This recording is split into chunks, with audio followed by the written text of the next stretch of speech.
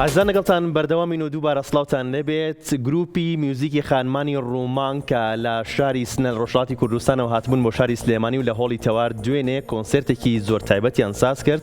کۆمەڵێک گۆرانی ڕەسەن و زۆر تایبەتی کوردیان پێشکەش بە ئامادەبووان کرد. من چوومە کۆنسێرتەکە و چاپێکوتم لەگەڵ هەندێک لە ئەندامانی گروپەکەیان کردووە و هەندێک لە گۆرانیەکانیشان و یەکێک لە ئەندامانی گروپەکەش میوزیکێکی زۆر تایبەتی بۆ پێشکەش کردین، پێشکەشی کرد بە کورسات و کورسات مەگەزین. فەرمون بە پێکۆ بینەریبین. سڵاوتان لەبێ ئەم کاتەوە هەموو کاتێکتان باش. ئەمڕۆ شاری سلێمانی باوەشی کردوێتەوە بۆ پەیامێکی پڕ لە ئەڤین کە لە ئاویاری شاری سنەوە تەشریفیان هێناوە بۆ شاری شاران، شاری سلێمانی.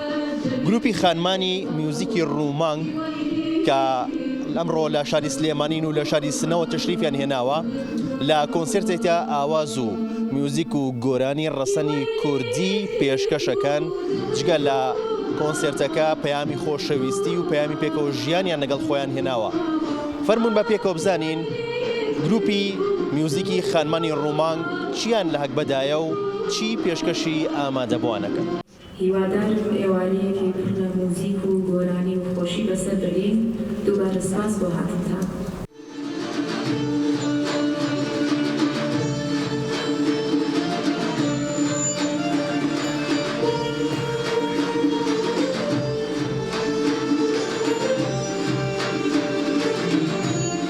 کۆنسێرتێکتان هەیە دەستان خۆش بێت، پێمان بڵێ چیتان ئامادە کردووە و چی پێشکەشی ئامادەبووانەکەن.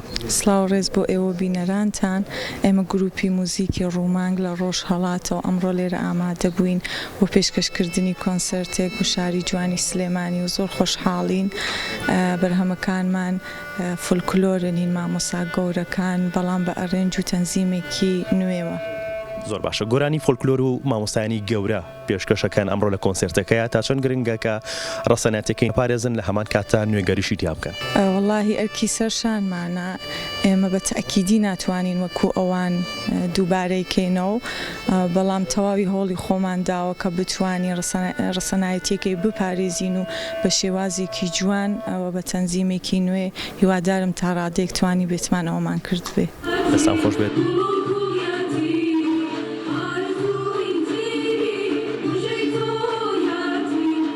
پێمان بڵێ بەڕێزت چۆن بەشداری لە کۆنسێرتەکەیە، بە چه ئامێرێک بەشداری و چیت ئامادە کردووە؟ سڵاو ڕێزم هەیە بۆ ئێوە و بینەرانی عەزیز. زۆر خۆشحاڵین بە حازربوونتان لەم کۆنسێرتە. من سەبا هادیم، ژەنیاری ئامێری باڵەبان، و زۆر خۆشحاڵین کە ئەوڕۆ لە سلێمانی کۆنسێرتەکەین بۆ خەڵکی هونەردۆستی سلێمانی و هیوادارین کە ئەو بەرهەمانەکە ئامادەمان کردووە پێشکەشیەکەین بە دڵتان بێ. باشە. ئەوکو گروپەکەی خۆتان چۆن توانیتان ئەم هەموو وزە و توانە جیاوازە لە یەک گروپە بە ناوی گروپی خانمانی میوزیکی ڕوومان کۆبکەنەوە و هەموو گروپەکەش خانمان بن؟ من ئەمە بە ئازایی ژنەکانمان نەزانم، ئازایی ژنانی کورد و بەغیرەت بوونیان. هیوادارم کە تانیوێتمان پەیامێک بین بۆ ژنانی تر، بۆ ئازایی، بۆ بەدواکەوتنی هێواکانیان. پێدوایان و نرایەتی ئەو ژنانە یان و خاتونانە بکەیت کە ڕەنگە ئازارێکیان هەبێ یان ڕەنگە هوەرێک لە ناخیانە هەبێت و بیانەوێت ئێوەش وەکو ئەوانیش وەکو ئێوە لەسەر ستەیجێک ئاوا نمایشی کارە هوەرەکانی خۆیان بکەن، بەڵام ئەوان بە هۆکارێک لە هۆکارەکان نەتوان ئەم کارە بکەن. تۆنی و نەرایەتی ئەو ژناناکەی؟ حتمەن هەر ژنێک هوەرێکی لە ناخی خۆیان هەیە و هیوادارم کە هەموو ژنان، ئەزانم کە زۆر سەختە لەم سەردەما بە هۆی زۆر بربەستەوە، بەڵام هیوادارم کە هەموو ژنان بتوانن بگەین بە ئاوات و ئارەزووەکانیان و ئەو هوەرەی کە لە بەڕای من لە ناخی هەموو ژنێکدا هەیە بتوانن دەری ببڕن و ئیسفادەی لێ بکەن.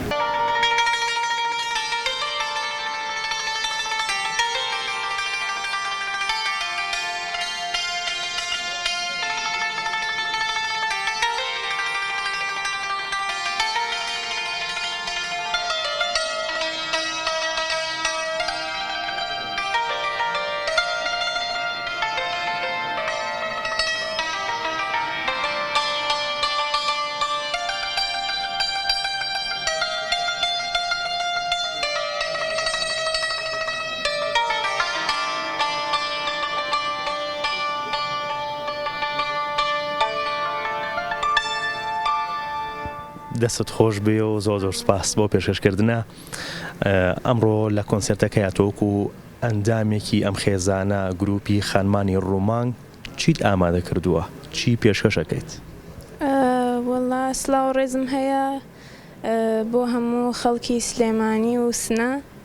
ئێمە گروپی موزیکین، گروپی موزیکی ڕوومانگ لە سنەوە هاتووین و 12 ئایتەممان هاوردووە و پێشکەشی مەردمی سلێمانی دەکەین. دەستان خۆش بێت هەر بژین، زۆر بەهێزن، زۆر بەتوانان. باسێکی ئامێرەکەی خۆتم بۆ بکەیت، لەکەیەوە خەریکی ئەم ئامێرەیت و چۆنێکە بە تەواوی فێری ئامێرەکە بوویت و توانیتە لەگەڵ ئەم گروپایە بەشدار بیت؟ وەڵا من 12 ساڵە تەقریبەن دەستم پێ کردووە و لە مامۆستایانی بەڕێز ئەم سازە فێر بووم.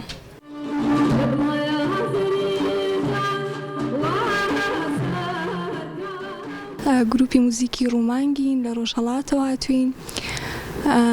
ئەمڕۆ کۆنسرتمان هەست بە شانازیە و دوایی کارەکانیشمان زۆرتر کارهایەکی فولکلۆرن کە لەسەری کارمان کردووە بە تەنزیمهایەکی جەدید و بە شێوازێکی نۆ و تازە گەرەکمانە پێشکەشتانی بکەین. زۆر باشە. چی بە ئامادەبوانەڵی، چی بە بینەرانەڵی، یان چی بۆ کەساناڵی کە ئێوە ئەمڕۆ گۆرانی ڕەسەنی کوردی پێشکەشەکەن ئامادەبوانێکی زۆریش هاتوونەتە ئێرە؟ پەیامی ئێوە چیە وەکو گروپەکەتان؟ وەڵا زۆر خۆشحاڵین کە استقباڵیان کردووە و شانازیە بۆمان بە هیواین کە لە داهاتووە ئەم شتە زۆرتر بێتەوە، ینی لەم شێوازە موسیقایە ڕەسەن و کوردیە ئەسیلە زۆرتر حمایەت بکەن.